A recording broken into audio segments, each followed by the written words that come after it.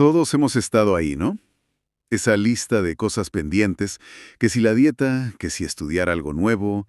Sabemos qué queremos, pero ponernos a ello ya es otra historia. Siempre esa distancia entre pensar y hacer. Pues resulta que esa misma, esa fricción no es solo cosa nuestra, del día a día. A escala cósmica, en la ciencia pasa algo muy parecido. Hoy vamos a explorar justo eso.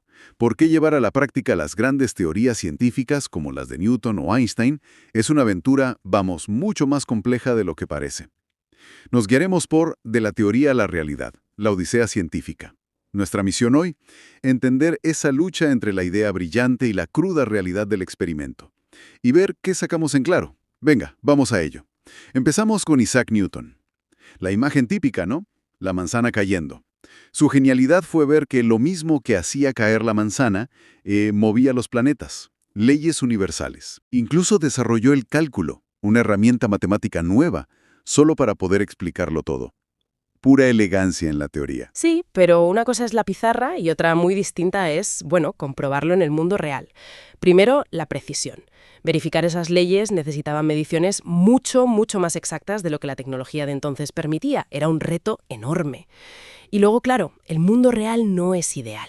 Tienes la resistencia del aire, la fricción y, sobre todo, las interacciones gravitatorias. Calcular la atracción entre dos cuerpos, ¿vale? Pero entre tres o más, el famoso problema de los n cuerpos. Eso se vuelve increíblemente complicado. Y ahí estaba Mercurio. Su órbita no encajaba, no del todo. Esa pequeña anomalía fue un quebradero de cabeza durante siglos. Pero fíjate qué interesante, no se vio como un fallo de Newton, se vio como una pista. Ajá, claro. Anomalías, lo que no cuadra, a menudo son oportunidades. Obligan a refinar, a colaborar entre físicos, ingenieros, matemáticos. La incertidumbre como motor, ¿sabes? Entiendo. Y de ahí, bueno, damos un salto enorme hasta Albert Einstein. Si Newton unificó tierra y cielo, Einstein nos dio una visión completamente nueva del universo. Primero, la relatividad especial. Espacio y tiempo juntos. La velocidad de la luz como límite. Y luego, la general. La gravedad como la curvatura del espacio-tiempo. Una idea potentísima. Aquí es donde la cosa se pone de verdad muy interesante. La distancia entre teoría y práctica era grande, con Einstein, bueno, era un abismo. Sus predicciones eran increíblemente sutiles.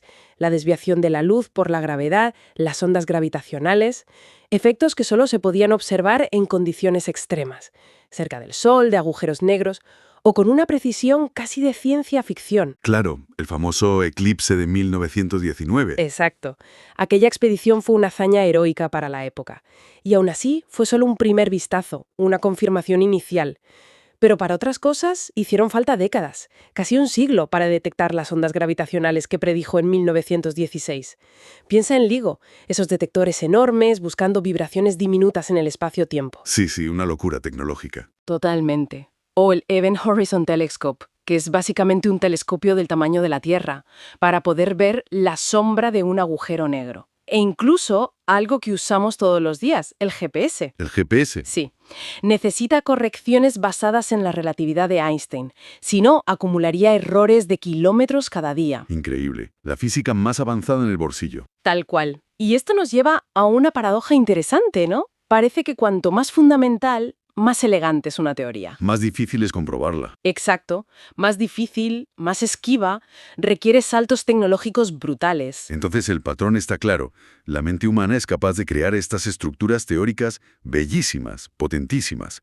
Pero luego, llevarlas al mundo real, medirlas, verificarlas, esa es la verdadera aventura, la odisea. La teoría es el mapa, perfecto, limpio. La práctica es el viaje por un terreno complicado, lleno de obstáculos. Precisamente. Y esa dificultad, esa incertidumbre, no hay que verla como un enemigo. Es más bien una guía. Nos obliga a mejorar, a invertir en tecnología, en computación, y nos recuerda que la ciencia hoy es un esfuerzo de equipo, interdisciplinar.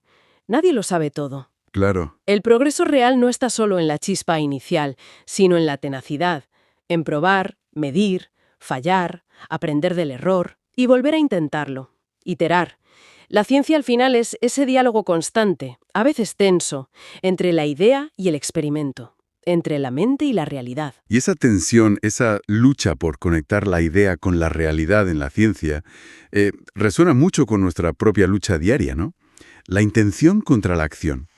Parece que en los dos casos la clave no es tanto evitar el fallo, sino, aceptar que hay que iterar, intentar, ajustar, aprender, volver a empezar. Quizá aceptar esa incertidumbre y seguir adelante ya es en sí mismo un pequeño acto de valentía. Totalmente de acuerdo. Y nos hace valorar no solo al genio de la teoría, también a toda esa gente, a todos esos equipos que se enfrentan al desafío práctico.